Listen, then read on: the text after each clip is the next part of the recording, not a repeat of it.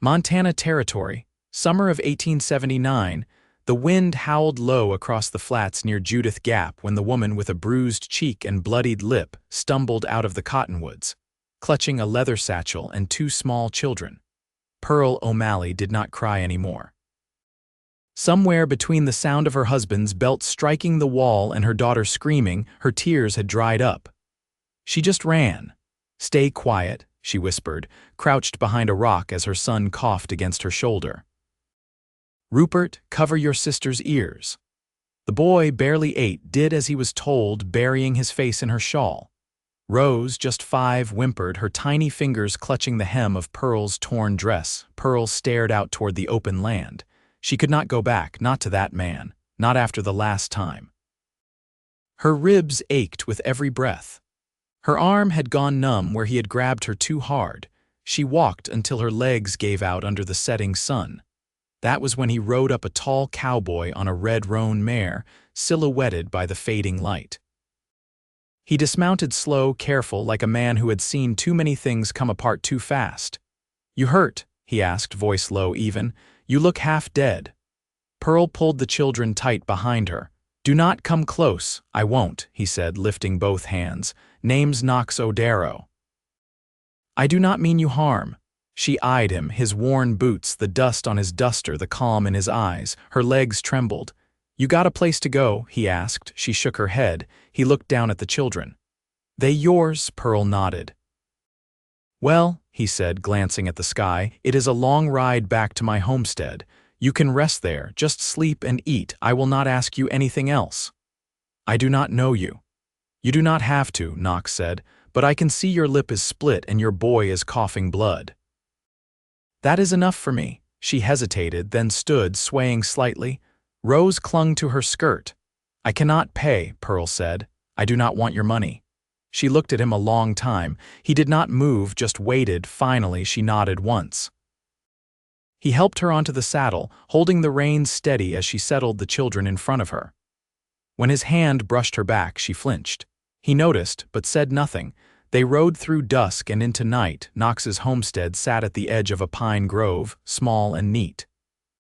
A barn leaned tiredly to the side, and a corral held a single mule. He lit a lantern and led her inside. "You and the little ones can take the bed. I will sleep out in the barn." Pearl stood in the doorway, unsure. His cabin smelled of pine and tobacco, but it was clean. There was stew in a pot on the stove. He set out bowls and poured water from a jug. "Eat," he said. "I will be back come morning." "Why are you helping us?" Her voice cracked. "Because someone should have," he said, turning to leave. That night, Pearl bathed her children with a damp cloth and tucked them under a quilt that smelled like cedar. She sat in the corner, too tired to think, her body aching. The next morning, Knox returned with eggs and fresh bread. "You want to stay a while?" he asked, not looking at her. "I cannot. He will come for me." "Let him," Knox said. "He will not get far." Pearl stared at him. "You do not know him." "I do not need to. I know you are done running." She looked down at her hands. They were shaking. For the next week she stayed. Knox never asked questions. He fixed the fence, chopped wood, and left food on the table. When Rupert coughed through the night, Knox rode to the town doctor and paid for medicine out of his own pocket. When Rose wet the bed from nightmares, he washed the sheets without a word. He never touched Pearl. Not once. But sometimes she caught him looking not at her bruises, but at her face when she smiled at the children, or the way she held her daughter's hand. 3 weeks in, Pearl stood outside while the children napped, watching Knox mend a saddle strap. "I can help," she said. He looked up. "You do not have to. I want to." So he handed her the awl and showed her how to stitch the leather. His hands were large, rough, but when they guided hers, they were gentle. She did not flinch this time. "Your hands," she said softly, "they are not like his." Knox went still. "They never will be." She looked at him. "Why are you so kind to me?" He met her eyes. "Because you are worth being kind to." Her throat tightened. Later that evening he brought her a carved wooden horse. "For Rupert," he said. "And a doll for Rose." Pearl bit her lip. "They have never had anything of their own." "They do now." She stepped forward. Her fingers brushed his as she took the toys. Thank you, Knox nodded, his voice quiet. You do not have to thank me, you just have to stay. Pearl looked up at him, her heart beat too fast. I think I want to, she whispered. He did not move. Then stay. Pearl took a breath. Will you hold my hand? Knox reached out slow, his palm warm and steady. She slid her fingers into his. It was the first time in years she had not felt fear at a man's touch. That night she slept in the bed, the children curled beside her, and she dreamed not of running but of staying. And for the first time she woke with hope. Morning came with the hush of pine needles underfoot and the faint clatter of hooves in the distance. Pearl stepped outside, rubbing sleep from her eyes, the hem of her dress catching dew in the grass. Rupert and Rose were still inside, curled around each other like cubs, the quilts tangled in a nest. Knox was already near the barn, a pitchfork in hand, spreading fresh hay. He wore a canvas shirt with the sleeves rolled, his forearms dusted with straw. He didn't greet her, just nodded once, slow and steady, as if anything more would be too much. Pearl crossed the yard. What do you need done? His eyes flicked to hers. There's a pile of sweet corn in the back. Needs husking if you've got the time. She followed the path around the cabin, found the basket nestled beside a stack of firewood. Her hands worked slow at first, then faster, the rhythm pulling her into a quiet she hadn't known in years. By midday, the children had woken and wandered outside. Knox showed Rupert how to hold a hammer without bruising his thumb, patient in a way that made Pearl's chest ache. Rose followed a trail of ants beneath the porch, her curls bouncing as she crouched low to the dirt. Pearl paused, brushing corn silk from her skirt. Was it always just you out here? Knox didn't look up from the post he was mending. Had a brother once, died in Kansas, smallpox. We were supposed to take this place together. I'm sorry, he shrugged. He was older, took care of me when our parents passed. After he went, I stopped waiting on anyone coming back. Pearl folded a husk in her lap. I used to think marriage meant safety. My mother warned me different, but I didn't listen. Knox wiped his brow with the back of his hand. Was she like you, your mother? She was quieter. But she had a way of seeing through things. Said storms always break before they pass. He rested the hammer on his knee. You believe that? I'm beginning to. A hawk circled overhead, its shadow gliding across the dry grass. Rose pointed and squealed, Rupert shielding his eyes to follow its arc. Pearl watched them, her throat tightening. That evening, the four of them sat outside on overturned crates, sharing cornbread and dried apples. Knox poured milk into tin cups, setting one beside each child without a word. Pearl's fingers brushed his by accident when reaching for hers, and this time she didn't pull away.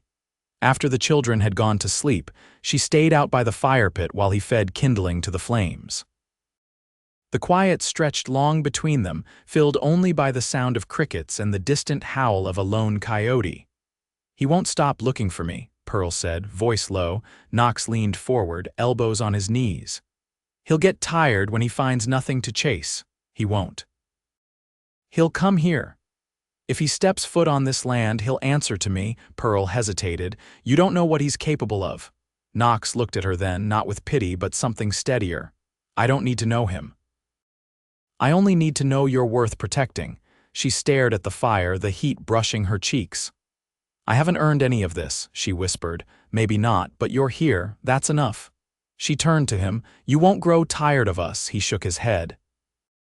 I've lived years with nothing but wind and silence. I'd take a crying child and a burnt pie over that any day. A smile tugged at her mouth for the first time all day. I can't bake. We'll learn together.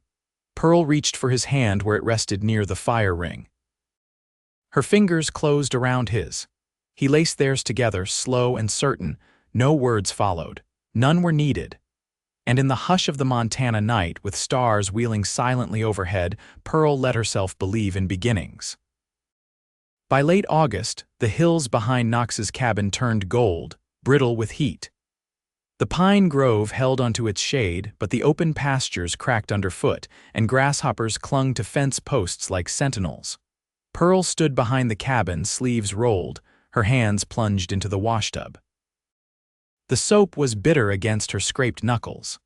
Steam rose in soft curls above the water as she scrubbed Rupert's shirt, the one with the torn cuff from when he'd climbed the corral gate without permission. She didn't mind the work. It filled her head with something useful. Knox passed by with a sack of oats slung over his shoulder. He paused near the well, watching her for a moment before speaking. "You ever done any planting?" Pearl wrung out the cloth and looked up. "Not since I was a girl. My father kept a patch of carrots and onions behind our house in Missouri." He nodded once. "Ground's ready if you want to try again." She wiped her hands on her apron. "It's the wrong time of year for most things." "I know," he said. "But I figure turnips might take if the frost comes late." Pearl studied him. "You're not just offering because you think I need something to do."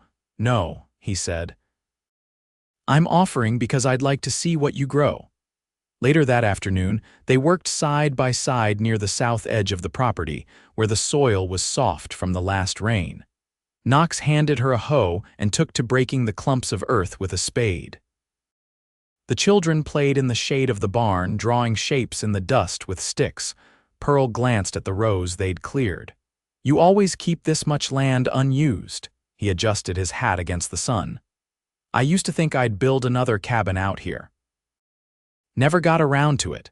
Pearl knelt beside the furrow, pressing seeds into the dirt. "Maybe now you will." He was quiet a moment. "You think you'd want to live in it if it was ever built?" She didn't answer right away. The wind stirred the hem of her dress. She pressed her palm to the soil. "I'd rather share the one we've already got, if that's something you'd want too." Knox leaned on the spade. "It is." They didn't speak more about it, not then, but something shifted between them, like the first crack in winter ice letting the river move beneath. The next morning, Rupert brought in a rabbit he'd caught in one of Knox's old snares. Pearl helped him skin it, showing him how to peel the hide clean without wasting the meat. Rose watched from a stool, her face scrunched in curiosity. Knox returned from town just before dusk, leading a second mule behind his own. He tied both to the post and carried a parcel inside. Pearl met him at the door, brushing flour from her hands. "You were gone longer than usual. Had to trade for something." He handed her the package. She opened it and found a bolt of calico faded blue with tiny white flowers, enough for 2 dresses and a child's apron. "I saw it hanging in the mercantile window," he said. "Figured you might want something that was yours." She touched the fabric. It was soft and worn in, like it had already lived through a few summers. "No one's ever brought me anything just to be kind." Knox took off his hat and set it on the table. "Then they've been fools." That night, Pearl stitched by lamplight while he sanded a new yoke near the hearth. The children were asleep, and the cabin felt full in the way silence sometimes does when it's shared. She spoke without looking up. "Do you believe people can be different than what they've come from?" "I do." She set her needle down. "I was afraid I'd forgotten how to want something better." Knox didn't answer right away. Then, quietly, "You haven't." Pearl looked up. "Would it be all right if I stayed in your room tonight?" He met her gaze. "You don't owe me that, I know." Her voice was steady. "I want to." He stood and crossed the room, offering his hand.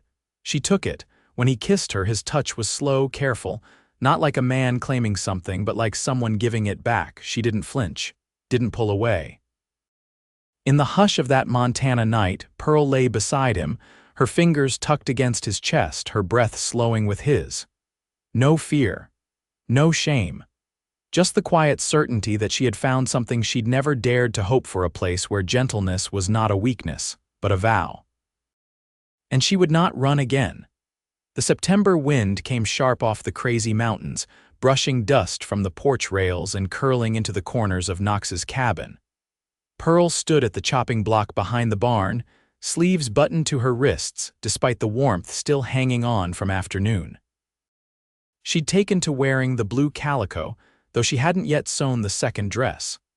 The fabric was folded neat beside her basket of mending, waiting on a quiet evening. Knox came around from the west fence, the new foal trotting behind him on uncertain legs. He looped the rope with a practiced hand and nodded toward the stump where Pearl had left a fresh pile of kindling. "You been working since sunup," he said. "You planning to take root out here?"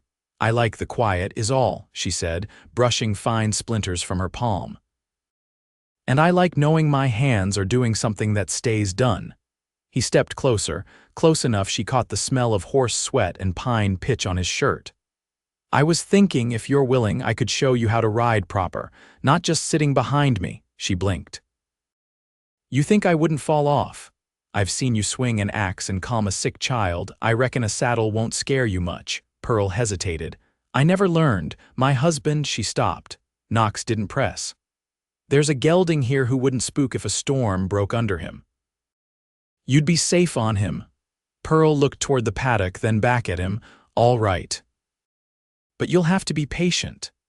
I've got time. That evening, with Rupert and Rose tucked inside under the watch of an oil lamp and Pearl's voice reading softly from a borrowed primer, Knox saddled the dun gelding and waited near the slope behind the barn. Pearl came out quiet, her braid pulled long down her back, hands tucked in her shawl. He helped her up gently, not guiding, just steadying.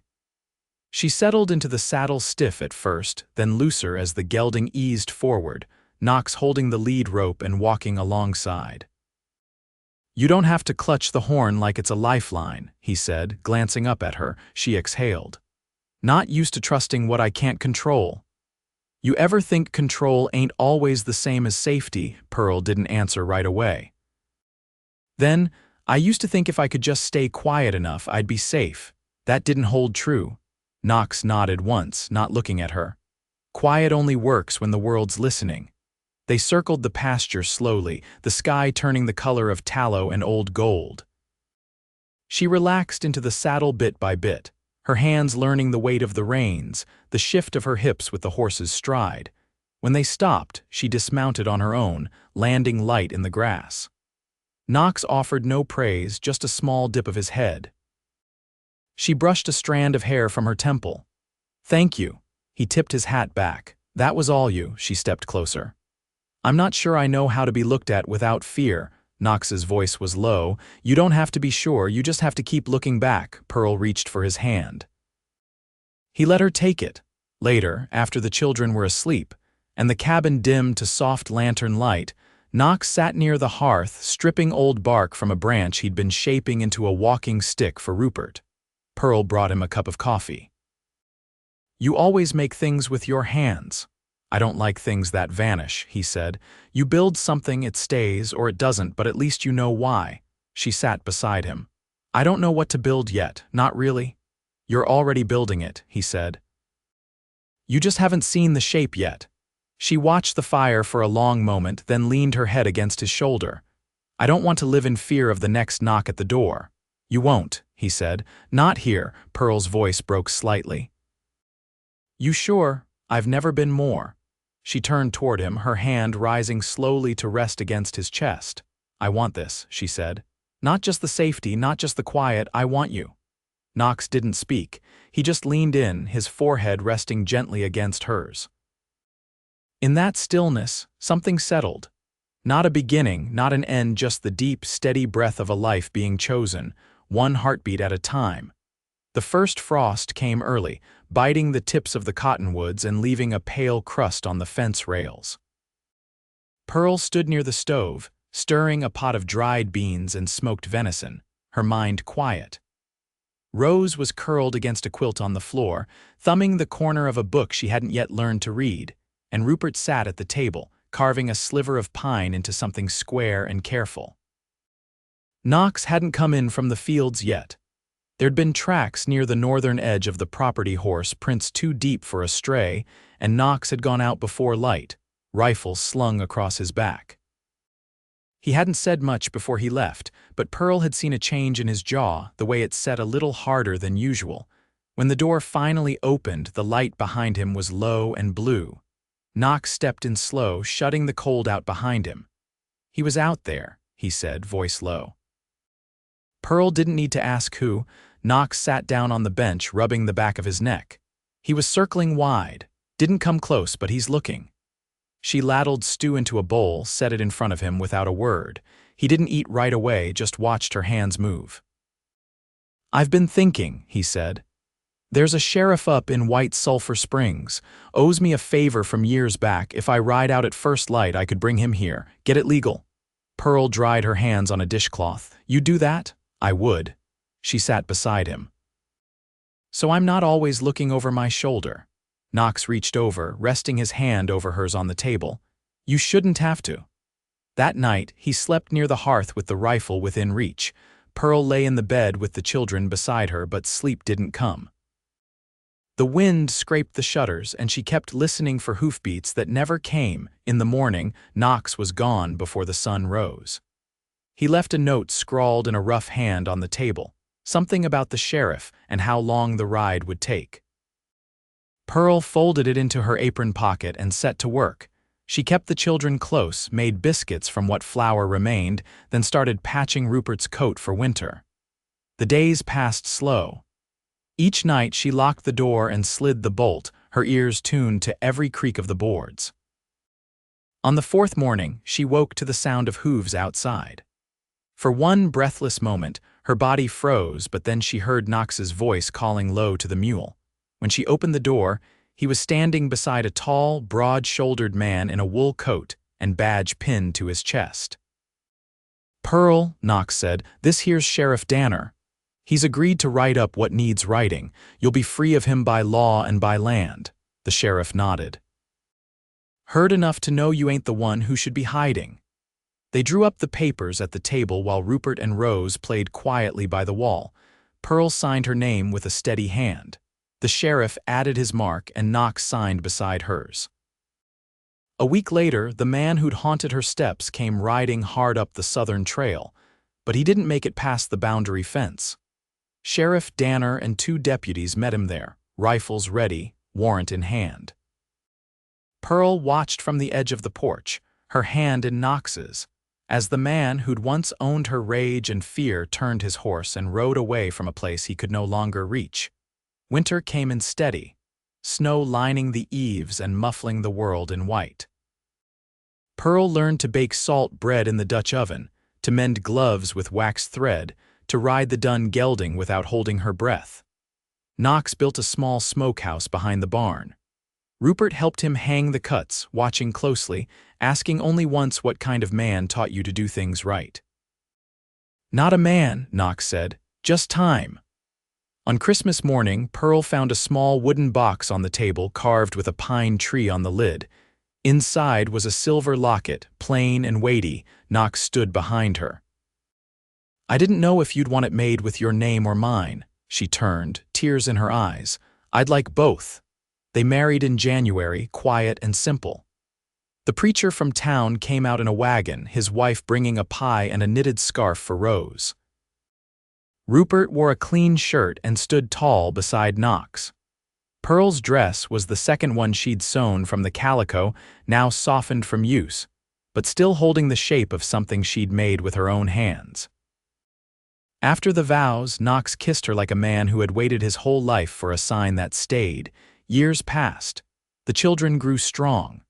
Rupert took to horses and Rose to drawing, her fingers always stained with charcoal and berry ink. Pearl kept the house warm and the pantry full. She never walked with her shoulders hunched again, and she never flinched when the wind rattled the shutters. Knox built her a porch swing the second spring. She sat in it most evenings, a shawl across her lap, her fingers laced with his. They didn't speak much during those dusks, but they didn't need to. Because peace once earned does not need to be explained, and love once chosen does not ask to be proven. It simply stays.